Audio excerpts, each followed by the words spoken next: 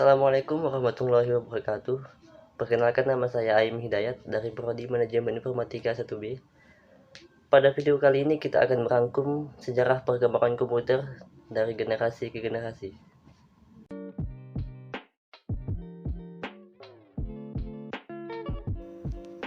Sejarah komputer generasi pertama menggunakan tabung vakum dari tahun 1946 sampai tahun 1959. Tahun 1946 adalah tahun dibuatnya komputer generasi pertama yang menggunakan tabung vakum sebagai komponen dasar pembuatannya. Tabung yang sebagai komponen dasar ini memang dikenal tidak efisien dalam beberapa aspek, sebab komponen tersebut cepat sekali panas ketika dipakai. Selain itu, komponen ini memerlukan daya listrik yang sangat besar dalam pengoperasiannya. Untuk komputer generasi pertama diciptakan oleh J. Prosper Eckert dan John Mauchly di University of Pennsylvania. Mereka berdua membangun ENIAC dengan menggunakan 18.000 tabung vakum dengan ukuran 1.800 kaki dan mempunyai berat sekitar 30 ton. Sejarah komputer generasi pertama ini menjadi digital elektronik yang dipakai untuk kebutuhan paling umum. Program ENIAC ini sudah dirancang pada tahun 1942, namun dimulai tahun 1943 dan selesai tahun 1946. Bentuk program ENIAC memiliki ukuran sangat besar. Pada peletakan program ini saja memerlukan ruang seluas 500 meter persegi. ENIAC ini juga menggunakan 75.000 relay dan saklar, 18.000 tabung, 70.000 resistor, dan 10.000 kapasitor. Saat memulai pengoperasian, ENIAC membutuhkan daya listrik yang sangat besar, yaitu sekitar 140 kW. Untuk bahasa yang digunakan pada komputer generasi pertama ini adalah bahasa mesin. Bahasa ini menjadi bahasa pemrograman yang sangat besar, dan bahasa ini hanya dimengerti oleh komputer. Dana yang diperlukan untuk membuat perangkat tersebut mencapai $1 juta. Namun, kemampuan komputer generasi ini memang sangat terbatas sehingga untuk dapat memecahkan masalah membutuhkan waktu yang lama. Bahkan pengguna harus memakai kartu berlubang atau disebut punch card serta pita kertas agar dapat melakukan input dan output yang dihasilkan berupa printout. Menggunakan biaya pembuatan fantastis, namun fungsinya ini belum maksimal.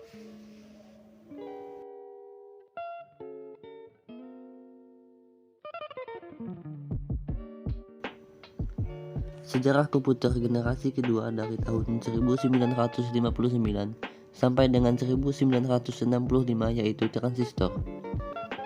Tahun 1959, komponen untuk merancang komputer ini ialah teknologi transistor. Tabung vakum yang berfungsi sebagai komponen dasar di komputer di generasi pertama telah digantikan dengan transistor. Komponen ini dinilai jauh lebih efisien jika dibandingkan tabung vakum. Transistor mempunyai ukuran yang lebih kecil dibandingkan tabung vakum, dan daya listrik yang diperlukan lebih kecil untuk pengoperasiannya. Biaya pembuatan komputer generasi kedua juga jauh terjangkau dibandingkan tabung vakum generasi pertama. Untuk bahasa pemrograman juga telah dikembangkan. Jika pada generasi pertama menggunakan bahasa mesin, untuk generasi kedua diganti menggunakan bahasa assembly dan bahasa simbolik. Dengan menggunakan bahasa pemrograman tersebut, programmer dapat memberikan instruksi dengan kata-kata. Dengan ukuran yang lebih kecil, komputer generasi kedua ini banyak digunakan di beberapa instansi, seperti universitas, perusahaan, hingga pemerintahan.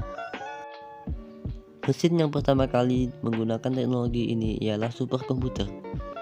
Komputer ini dikembangkan di laboratorium menggunakan energi atom, dapat mengatasi berbagai data di mana kemampuan ini diperlukan oleh peneliti atom. Pada tahun 1965, hampir dari berbagai bisnis besar menggunakan komputer generasi kedua untuk memproses informasi dengan keuangan bisnis.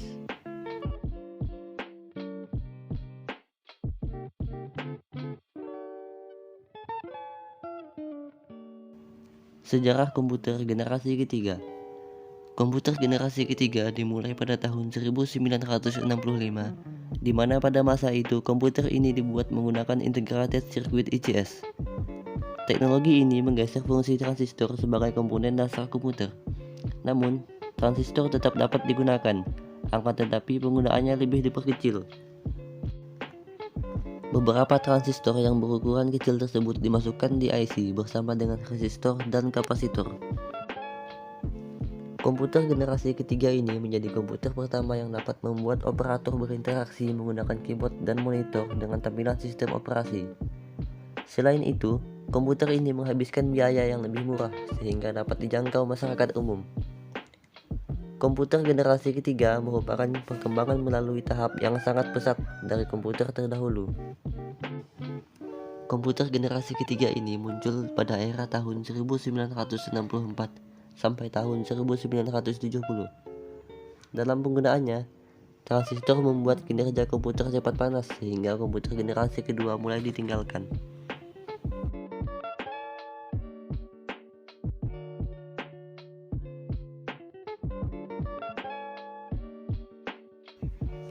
Komputer generasi keempat yaitu mikroprosesor.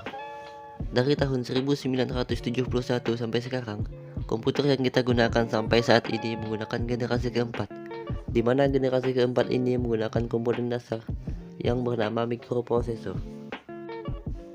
Chip dari mikroprosesor memiliki ribuan transistor dan beberapa macam elemen sirkuit yang mana saling terhubung menjadi satu. Intel menjadi sebuah perusahaan yang paling berpengaruh terhadap perkembangan chip mikroprosesor, karena mereka berhasil menciptakan Intel 4004 yang merupakan cikal bakal perkembangan komputer. Perusahaan dari Intel berhasil menggantikan perangkat komputer yang memiliki ukuran yang besar menjadi sangat kecil sehingga membuatnya menjadi lebih efisien. Pada tahun 1971, baru diciptakanlah komputer khusus untuk kalangan perumahan. Sedangkan Apple mempublikasikan Macintosh pertama kali pada tahun 1984, sebuah sistem operasi untuk dapat dijalankan dari perangkat komputer. Banyak sekali kemajuan pesat yang terjadi pada generasi keempat ini, seperti diciptakannya mouse hingga komputer jenjing yang disebut sebagai laptop. Mikroprosesor atau CPU selalu mengalami perkembangan dari waktu ke waktu hingga sekarang.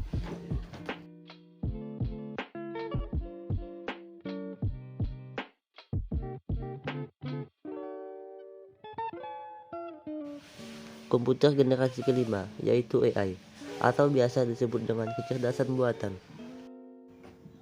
Komputer generasi kelima ini sebenarnya masih dalam tahap pembangunan, di mana generasi ini akan mempunyai teknologi yang dibuat dengan berdasarkan kecerdasan buatan atau AI. Pengembangan komputer generasi kelima ini bertujuan untuk dapat menghasilkan perangkat komputer yang dapat merespon menggunakan bahasa yang digunakan manusia. Tidak cukup sampai di situ, komputer generasi ini diharapkan dapat mempelajari lingkungan di sekitarnya serta dapat menyesuaikan dirinya sendiri.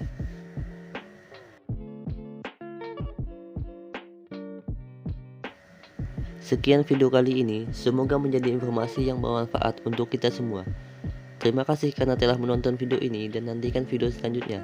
Sekian dari saya, wassalamualaikum warahmatullahi wabarakatuh.